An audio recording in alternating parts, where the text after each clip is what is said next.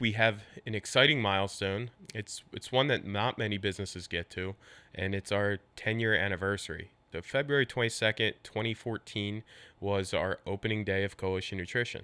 With that being said, we asked some of our brand ambassadors, like, what would you want to know about the company? They sent in a bunch of questions and stuff. I wanted to make a video kind of going through that stuff and our 10 years and our journey and, all that stuff. So obviously you can't do that without like the initial story. Again, that story really dates back to when I was 19 years old. Is I actually drew up a business plan to open a supplement store. There was a guy in Northeast Philadelphia that owned a store. He influenced a lot of people. He definitely left his mark on me. When I would go and shop for supplements with him, he just had that approach where he was really kind of, putting his arm around you and really helping you and giving you a tailored approach. Whether he remembered your name or not, he always remembered your face and the conversations that he had with you. And there was just something special about going there. Whenever you had time to kill, like, that's just where you wanted to go. I just always kind of wanted to duplicate that and wanted to do it, my way. So when I was 19, I drew up a business plan. I was going to school for business admin, which is business nothing really. And a buddy of mine was going to school to be a registered dietitian. And what we thought is, I would run the business side of things. He would do the registered dietitian side of stuff. We'd have one really cool business. When I transferred to Penn State, he ended up dropping out of school, and that was just kind of that. It just fades away. You're a kid, you're drawing up a business plan. Obviously nothing had a ton of weight. But years later, I was coaching the Penn State powerlifting team. I was giving seminars on training. I was giving seminars on supplementation, diet and all that stuff. It's still something I was very passionate about. When I returned home after my first job out in California, I was coaching CrossFitters. And all of a sudden, I found myself doing the same thing, giving seminars on training and supplementation and diet. And it was just all happening, once again, just with an older population. I came up with an idea to sell some supplements out of the corner of the gym to the members in the CrossFit gym. And my first partner was the partner of the gym. We had a huge success. Not only were the members happy with buying the supplements that we were offering, but we're actually starting to draw people in from the outside. That was a really weird thing for me because we never, ever expected that, right? Again, we had a couple shelves in the corner of CrossFit gym. Nothing made sense about people coming in from the outside. But that's what happened. And we started gaining popularity and more people kept coming in. And it was just a really, really cool environment to have, supplements in the gym like that, especially in like a CrossFit gym that was playing loud music. And, it was just kind of changing the retail environment. And we were really like the first ones to do something like that. Obviously now, almost every single gym sells supplements, so it's a little bit different. But, when we were doing it back in 2014, it was just different. And people enjoyed the more relaxed vibe and it didn't feel like a pressure sales environment. It was also cool because if I was talking to somebody about, maybe a bench press technique or something like that, I could just walk them into the gym and show them. And that even that in itself was extremely unique. And it was something I enjoyed a lot. So, fast forward, 10 years later, obviously we're not in a gym. We have a regular retail environment now, but talking about training and talking about diet, all that stuff, comes up with customers usually before supplementation. And that's kind of been the backbone of us helping customers and, the relationships that we build with people. I think it's the reason why we have so much support from, the local business owners, the local gyms, is we're not like a salesy company. Even when I first started, I was still mortgage banking on the side. That's where I made my money. I didn't draw a paycheck from, this company for over 2 years. That's a huge advantage. When you walk into somewhere and somebody needs to eat, they're going to sell you everything under the sun. When I don't care about the revenue that the business makes and I just want to build something cool, it just creates a different environment. So, I want to run through some of these questions that the ambassadors had asked us. Some of them are fun. Some of them are a little bit more serious. The first one is, talking about like the hardships. And I kind of have a tough time with this one because everything anymore is a victim story, right? So everybody faces hardships throughout their life, whether it's, bullying in school or, a family member passes away or, whatever it is. And then we take these stories and we kind of exploit them, right? to make it feel like we've overcome something so monumental that we are, this godlike figure in whatever industry or whatever we're doing. We all face crazy hardships. So, I think most of any of the hardships I've faced were probably my own fault. So I've never like put them out on social media. I've never really, made them into some complex story because, ultimately we're in control of all this stuff. If you're, you spent, your high school years in juvie or something, well, you did something to get there. And a lot of people don't like to say that a lot of the hardships could have actually been prevented. But I'm telling you right now, every single one of my hardships was my own fault. The first and foremost is, I had a business partner and I didn't know anything about business documents. We were 50-50 partners in LLC. And anybody that knows anything about business, that's the dumbest thing in the world. And not only were we 50-50 partners in LLC, but we had an operating agreement drawn up by an attorney with 3 brain cells. In order to get anything resolved in this operating agreement, we had to go to AAA arbitration, which could have cost us anywhere between $50,000 and $100,000. Naturally, we found that out because we had business problems, and we didn't see eye to eye.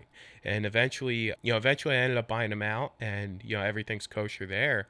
But I was naive enough to put myself in that position. And that was a 3-year setback between, the buyout of the partner.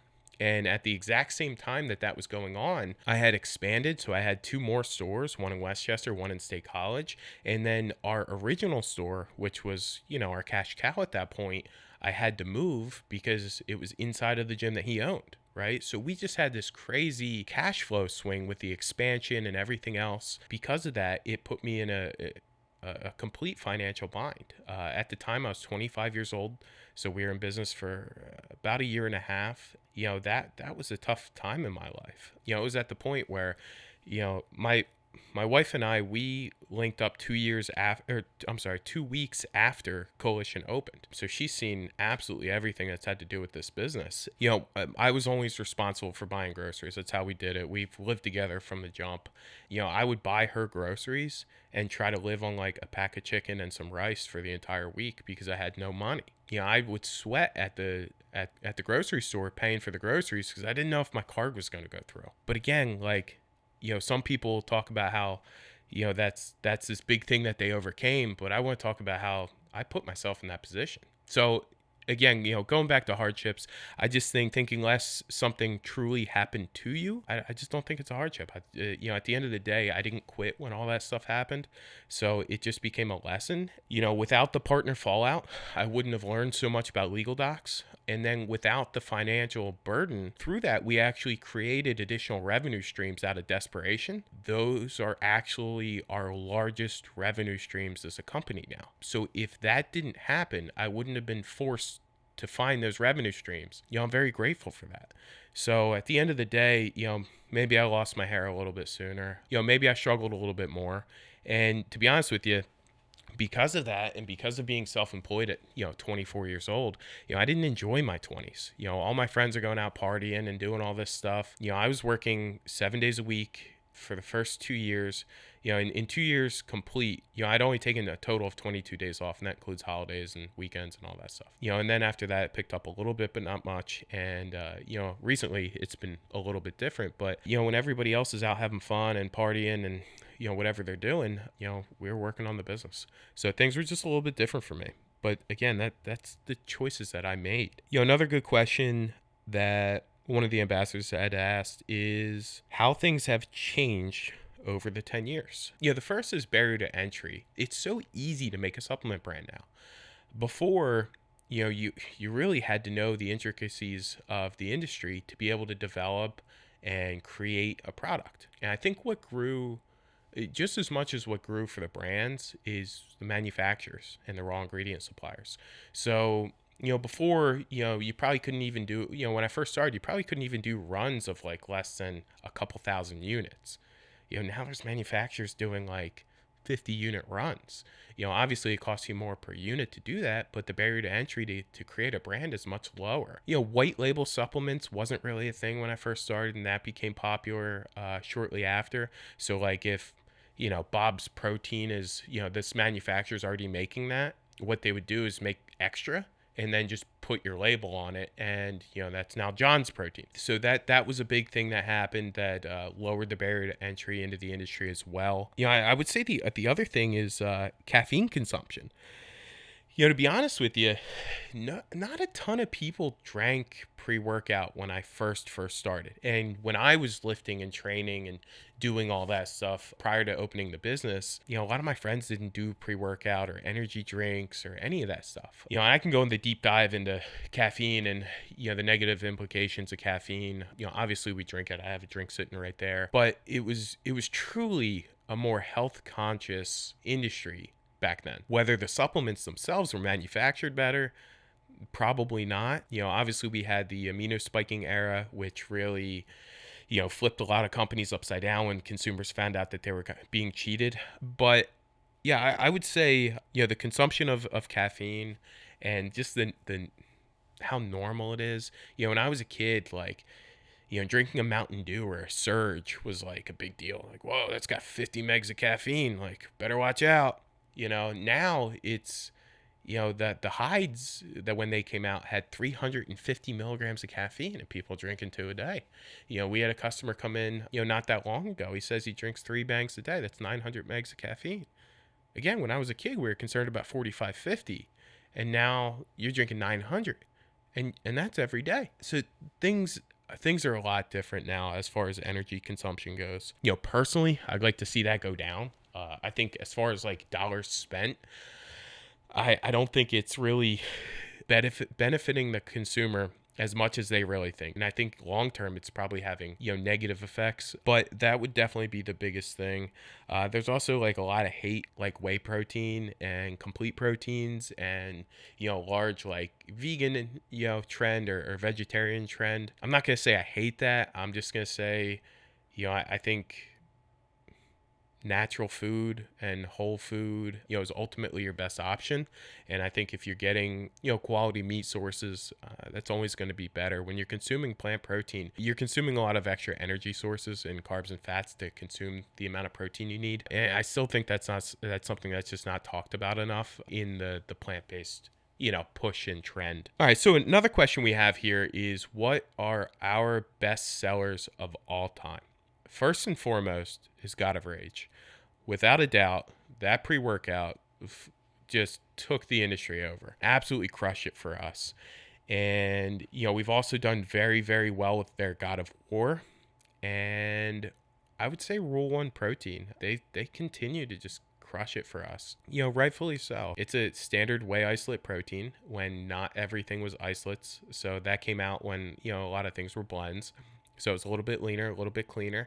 And at the time, it had the best value. They were giving customers a 2.5 pound container when everybody else was doing 2 pounds, and they were doing it for the same price. So they had a phenomenal value proposition. Yeah, they just really took the industry by storm. Rule 1's also owned by the same guy that owned Optimum Nutrition, so he's not new to the industry. Obviously, that family knows what they're doing. Yeah, I would say those, God of War, God of Rage, Rule 1. We've also continued to crush it with the Nova Farms MVP. I absolutely love that product, and it's just been a staple for so long. Our customers just love it. Somebody had asked, like, what am I most proud of? I think there's 2 things as far as what I'm most proud of. First is the staff, and that's like a twofold thing. So for a long time, we've never paid anybody under the table to work at Coalition Nutrition. And the reason why is I always wanted people to be able to afford something if they were in need. And really what that means is financing. So if you have to go get a car, if you have to rent an apartment, if you have to buy a house, you can't do that when you're getting paid under the table unless you're buying in all cash, which is just not realistic. So we've always paid people over the table, and we've always paid people pretty well. Obviously, any company would always love to pay their people more. But for the last 4 years now, we don't pay anybody less than $15 an hour. Along with that, obviously people make more than that, but that's our starting point. And then aside from that, we do a 401k with a 3% match from the company. We do paid time off for full-time employees, and then we have employee discounts and, other stuff. So we have a complete package. And what that really allowed us to do is hire better candidates, not just like random kids that think, fitness is cool for a minute, but people that actually see a career with this company. I think that is part one of me being proud of like the staffing situation at Coalition Nutrition. And obviously that helps us with less turnover too. And I've never heard of any other privately owned supplement store giving their staff, 401ks with 3% match and health insurance and, all this stuff. I've never heard it, and that's just one thing that kind of sets us apart is I legitimately care about my employees' well-being. Part two on that is the development of the people that work for me. Obviously we have an open door policy and I'm very easily accessible. We're not a big company. We have about 10 employees. I got a text the other day from one of my first employees and he was just thanking me for everything I did to develop him, when he was a kid. He had worked for me when he was like 20 to maybe like 22, but we were physically very close every day. I had an office in the back. We just were able to spend a lot of time in developing him, maybe just changing the way that he was thinking about things. He was saying like even today, which is, 8 years later, he still puts into practice some of the things that I taught him. That kind of development and hearing that kind of stuff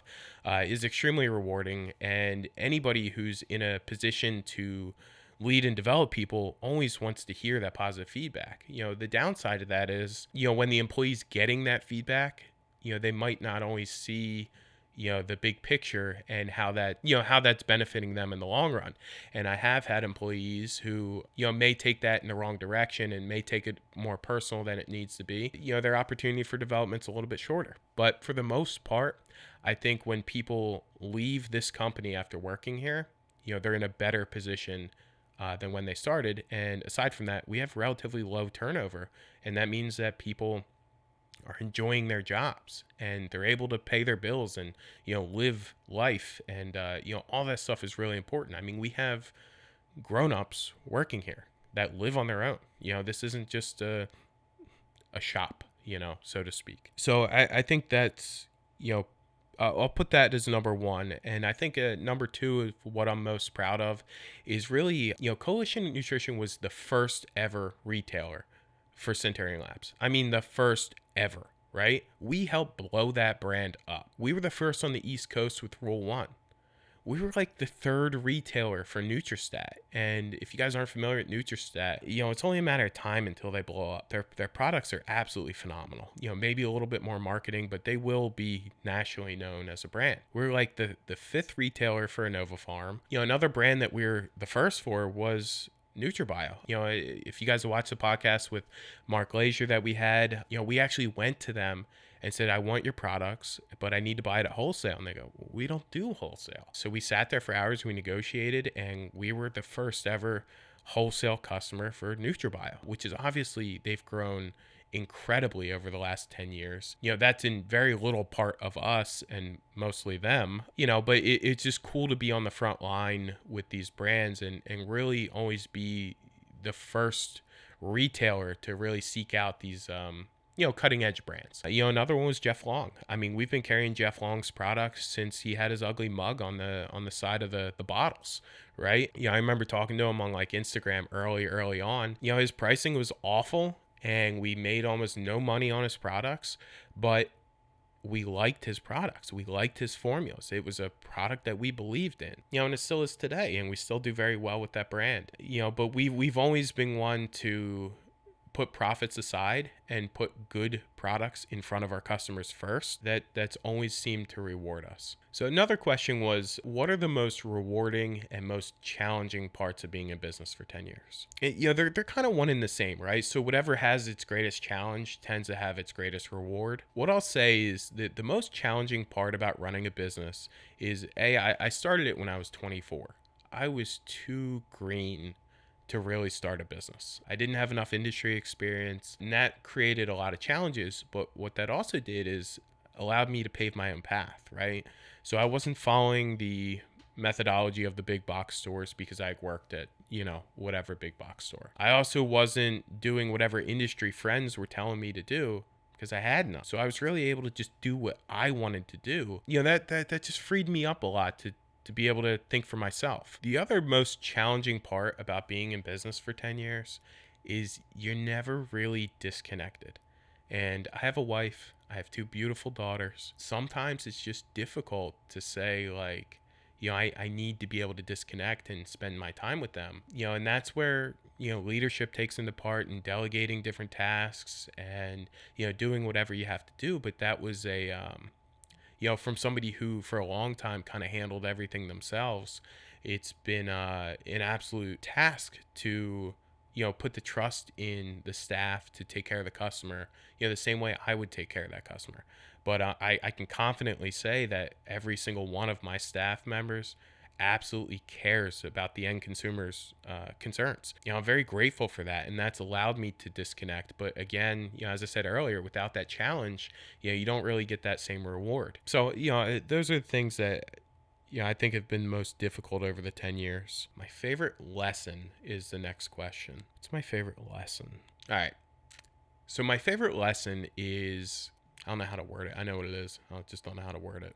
My favorite lesson is everybody's full of shit. And I just couldn't say, I can't say that with more conviction. Every time I hear about like, oh, this store's like crushing it or whatever, it's always followed by, they can't pay their bills anymore. Or, look at this brand, they're going to take over the world. And then, they've been operating in the red for 3 years. They're actually out of money and their investors are bailing. Or, your brand's doing great, but I can get you, a 10x return by doing these simple things. I've fallen for some of that shit. I paid a consultant one time $5,000 to audit our e-commerce business. And all he did was go on SEMrush and print out a report that I could have done myself, and then, contact was off and, you just couldn't get a hold of the guy anymore. And I got completely duped. But nobody will ever care as much as I care about my business. Aside from that, everybody's biggest concern is their own pockets, not yours.